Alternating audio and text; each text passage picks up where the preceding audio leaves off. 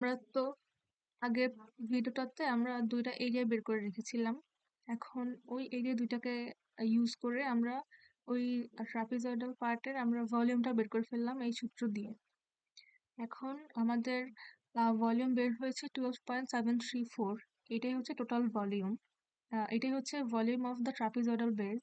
তাহলে আমাদের rectangular part এবং ট্রাপিজয়েডাল পার্টের যদি ভলিউমটা যোগ করে দিই তাহলে তো আমরা টোটাল ভলিউম পাবো। সেভাবে আমরা টোটাল ভলিউমটা পেলাম।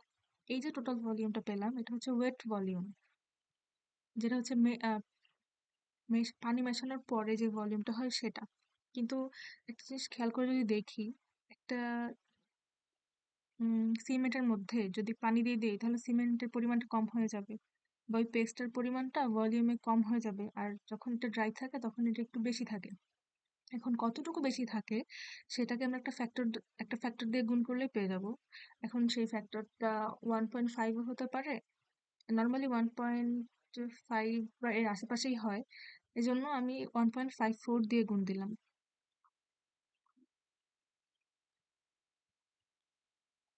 আমি 1.54 দিয়ে গুণ দিলাম, এই যে এখানে 1.54 দিয়ে আমি গুণ দিলাম, তো আমাদের বের হয়েছে 70.94। এই 70.94 হচ্ছে একটা ফুটিং এর জন্য।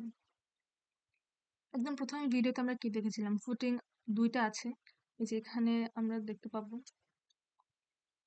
এই যে F2 ফুটিং এখানে একটা আছে এবং এখানে একটা আছে, এখানে একটা আছে এবং এখানে একটা আছে। যতগুলো থাকবে ততগুলো দিয়ে আমরা গুণ দিব।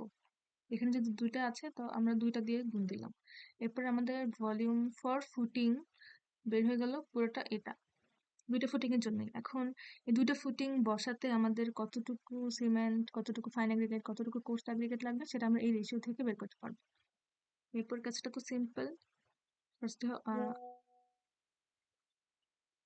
এরপরের কাজটা তো সিম্পল।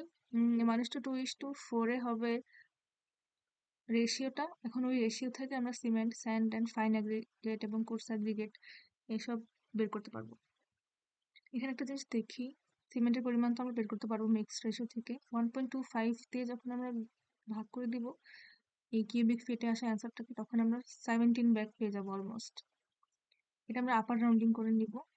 এরপরে স্যান্ডের পরিমাণটা আমাদের বের হলো এত সিএফটি। এখন আমি কি দোকানে গিয়ে বলবো আমাকে এত সিএফটি স্যান্ড দেন? নো, ওরা নর্মালি 100 সিএফটি করে গুনে। 100 সিএফটি হচ্ছে 1300 টাকা। তাহলে 1 সিএফটি 13 টাকা, ওই 13 টাকা দিয়ে আমি গুণ দিলাম, তাহলে আমি 528 টাকা পেলাম। আর কোর্স অ্যাগ্রিগেটের পরিমাণটা তো আমরা সিএফটি তে বের করতে পারবো। এরপরে কোর্স অ্যাগ্রিগেটের ক্ষেত্রে 1 সিএফটি হচ্ছে 75 টাকা করে, তো আমি 75 দিয়ে গুণ দিলাম। এরপরে আমরা পেয়ে গেলাম যে এত সেফটি কোর্স অ্যাগ্রিগেটের জন্য আমার এত টাকার লাগবে। তাহলে এই কংক্রিট এস্টিমেশনটা এই পর্যন্তই। Thank you.